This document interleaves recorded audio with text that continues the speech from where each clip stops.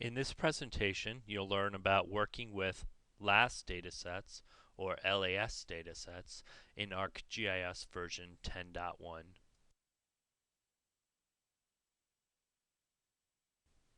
This is a brief introduction to LiDAR data. In general, a plane flies over the landscape and shines a laser beam down at the ground. The beam reflects back to the plane as pulses. This returned information is corrected for positional errors and recorded as XYZ data. In addition, the intensity of the signal and the time it was captured are collected as additional attributes. The XYZ coordinates are depicted as the green dots in this image. These are LiDAR data for downtown Providence, Rhode Island. These data were collected between fall of 2010 and winter of 2011. For this presentation, we will be working with a subset of these data at Roger Williams National Memorial. Here we can see the tops of buildings. Some data are collected for the outer walls of the buildings as well, and we can see trees and other vegetation.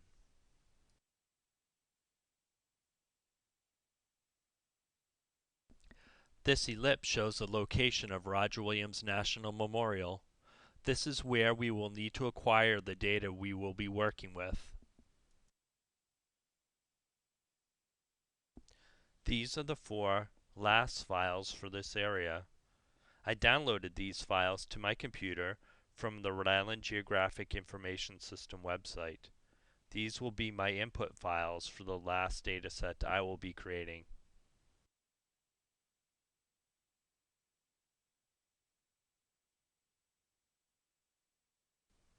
What is a LAS dataset? A LAS dataset is an ArcGIS file format that acts as a pointer to source LAS files. The file extension for the LAS dataset is .lasd or LASD. LASD files are very small in size and need to accompany the LAS files to function. If the source LAS files are removed, then the LAS dataset won't display.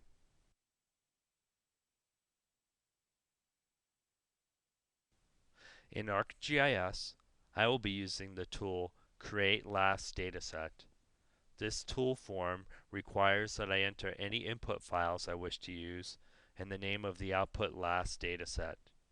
I can also choose to compute statistics and store the relative paths to my files using the checkboxes at the bottom of the tool form. The other options aren't important for the work we will be doing today, as I won't be using any constraints to the surface I am creating. The orange circles on the screen show the areas where I need to click to set the input and output parameters I will need. You can enter these pieces of information in any order before clicking the OK button.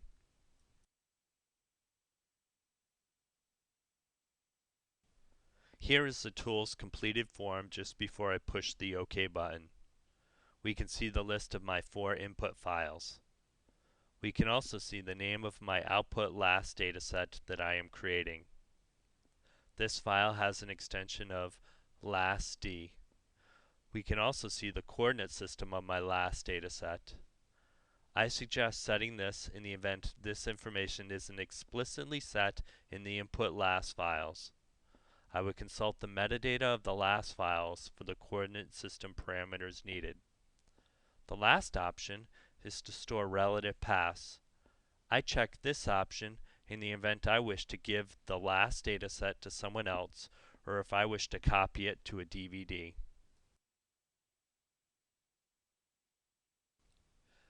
Before working with and exploring LAS datasets, in ArcMap you will want to turn on the LAS Dataset Toolbar. This can be done by clicking on the Customize menu, selecting the Toolbars option, and checking off the LAS Dataset Toolbar by clicking on the checkbox to the left of the label. This is depicted by the green ellipse. You will then be allowed to dock this toolbar with the other ArcGIS toolbars at the top of the screen. For this presentation, I have docked mine just above the table of contents on the left side of my screen, as indicated by the orange arrow. The LAS Dataset Toolbar offers a lot of functionality for quickly viewing your LiDAR data within ArcMap. You can quickly display all your data, or display it based on ground or non-ground returns, or even first returns. As an example, this can be useful for distinguishing between vegetated and non-vegetated areas.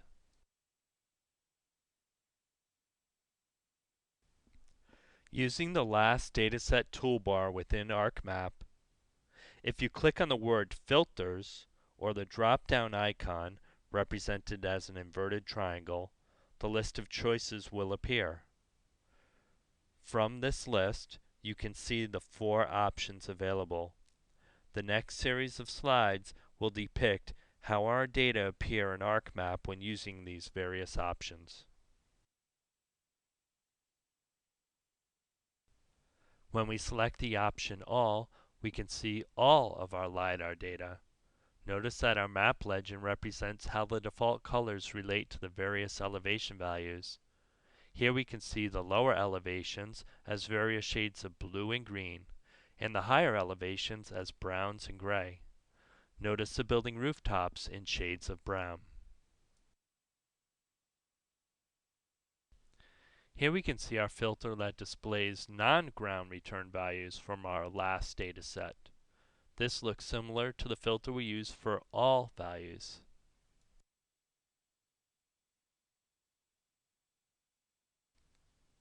Here we can see our filter for first return values. This looks similar to the filter we use for all values as well. These are pulses of light that are returned to the plane first, in contrast to pulses of light that take longer to return to the plane. An example of light that would return first to the plane is pulses of light from the top of buildings or the bare ground. This map represents the values in our LiDAR dataset that have been classified as bare earth or ground values. Using this filter, we can remove the elevations that represent vegetation or buildings. Only elevation values that are believed to be from the ground surface, such as roads or even the surface of land or water bodies, are represented here.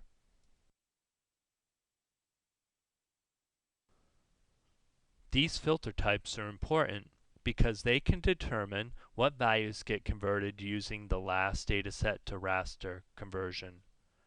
For example, one way to create a raster GIS dataset that only includes ground or bare earth values is to use the ground option from the LAS Dataset Toolbar filter, just as we discussed in the previous slide. Even though the input of the command is the LAS dataset, it only processes the results of the applied filter. This is unique behavior in ArcMap because rarely does a setting in ArcMap dictate the output of a geoprocessing tool. The next set of slides will go through using the LAS dataset to raster conversion. This is the geoprocessing tool form for the LAS dataset to raster conversion. The input of this is the LAS dataset. The output is a raster surface that can be used for further analysis in ArcGIS or as a layer in your maps. For this example, we will use the default interpolation methods, but you have control over the type of interpolation if you so choose. For example, you can use triangulation interpolation methods or the default process that uses binning of cell values. Data binning is a data processing technique used to reduce the effects of minor LiDAR data errors. The original data values, which fall in a given small interval, a bin, are replaced by a value representative of that interval. The default binning option for cell assignment is average. However, there are choices for inverse distance weighted, IDW, maximum, minimum, or nearest. Here we can see the input LAS dataset is named LAS Dataset Roger Williams National Park. The output raster dataset that we will be creating is named Ground LAS Dataset Roger Williams National Park. The extension is .img, and this is important because it dictates to ArcGIS the file format of our output raster dataset. I enjoy working with ERDAS Imagine image files, and that is why I selected .img as a file extension. You have other choices here, and some people choose to use TIFF files, for example. The extension for TIFF files is .tif. You may choose to use the default values, or you may wish to read the help for further information regarding this command. I am going to use the remaining default values and then press the OK button.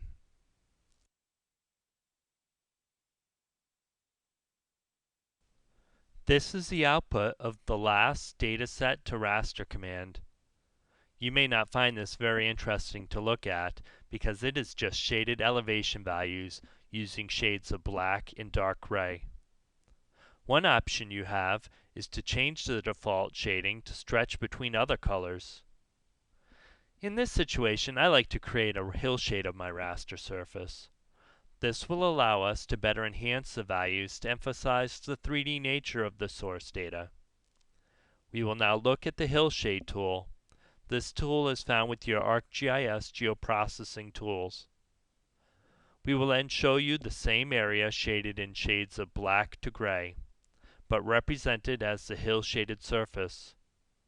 I think you will agree that the hill-shaded representation of this surface will be more interesting to look at.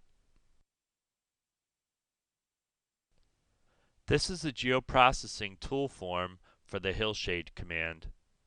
This requires that we enter the input raster dataset name.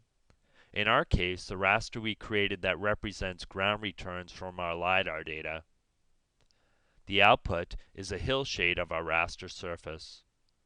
In this example, I named the input raster using the same name I gave the ground raster surface created in the previous steps. You can click on the Browse button, represented by the orange circle, to add this dataset as the input raster. For the output raster, I used the same name but prefaced it with the word hillshade. You are free to use your own naming convention. For the remaining optional values, I like to use the defaults, but you can experiment around with the azimuth and altitude values to change the sun angles to represent your season and time of day. I select a Z value of 1 and then push the OK button. This is the output hillshade raster surface. I think you will agree that this is more aesthetically pleasing. Here you can see roads, the railroad corridor, the residential areas where there are buildings, and the general lay of the land surrounding Roger Williams National Park in downtown Providence, Rhode Island.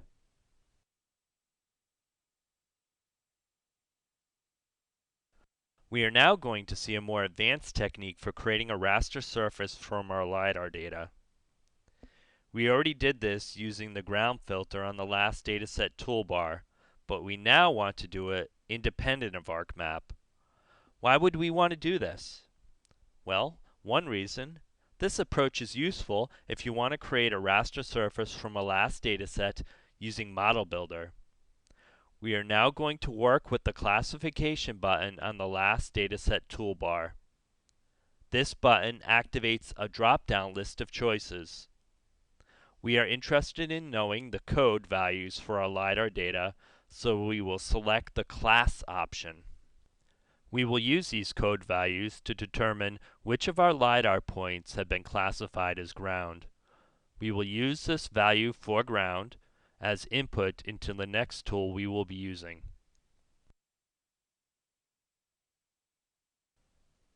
By symbolizing our LAS dataset by class, we can see how our LiDAR data are coded. We are interested in ground returns, so we can see that ground return values are coded with a value of 2. Please remember this value if you choose to create a raster surface of classified ground returns. We aren't actually going to use this approach here, but it is good to note this option in the event you are creating the ground raster surface using Model Builder. The input would be your LAS dataset. The output would be the name of the output layer you are creating. To extract just the ground values, select the value of 2 for the class code. You can then use this output layer as the input layer of the tool LAS Dataset to Raster. You are free to explore using the Make LAS Dataset layer if you wish to, but since we already created our raster surface using the previous approach, we are going to move on and look at additional functionality of the LAS Dataset Toolbar.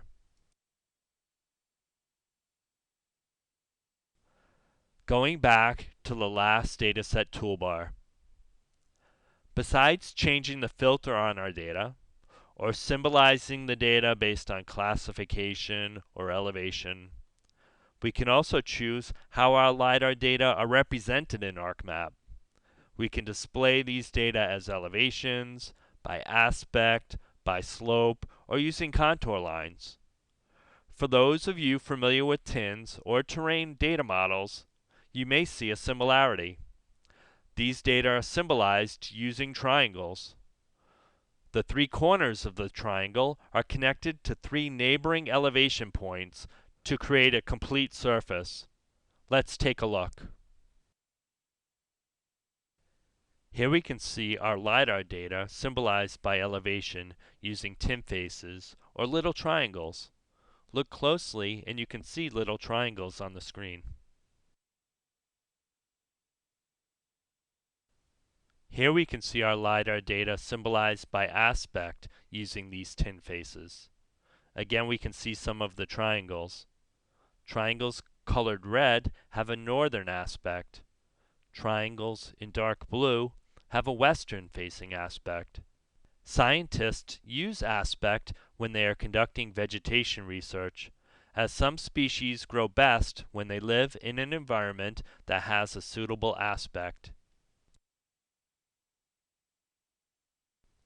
Similarly, here we can see our LiDAR data symbolized by slope. Areas in red have very steep slopes, and areas in green have little or no slope to them.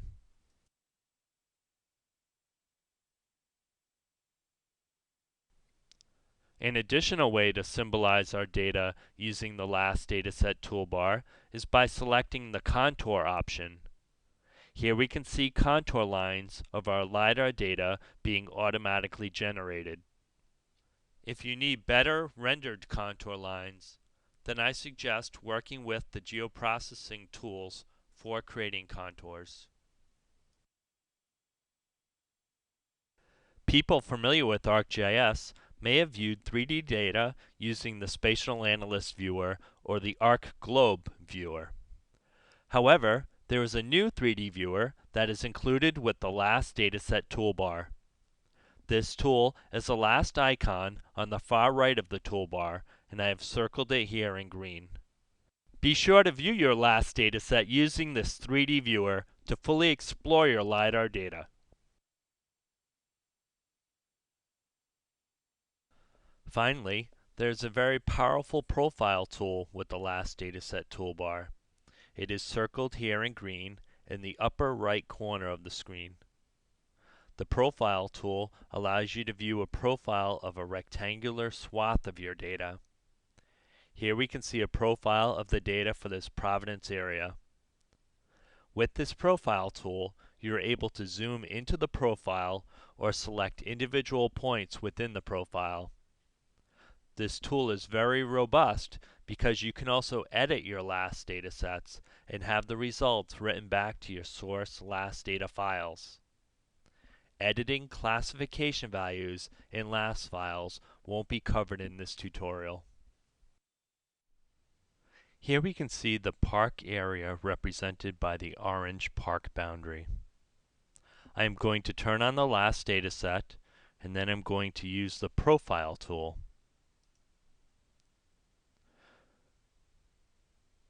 Again, the park boundary in orange. Now I'm going to click on the profile tool.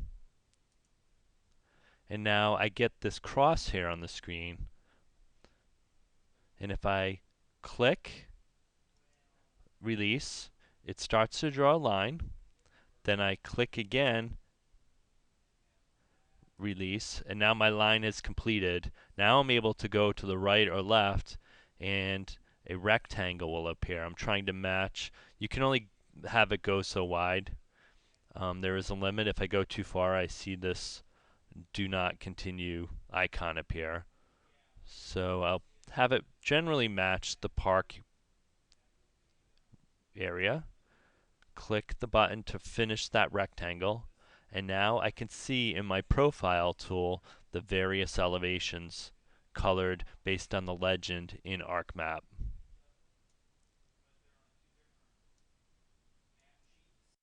This concludes our presentation. Please email roland@edc.uri.edu if you have further questions.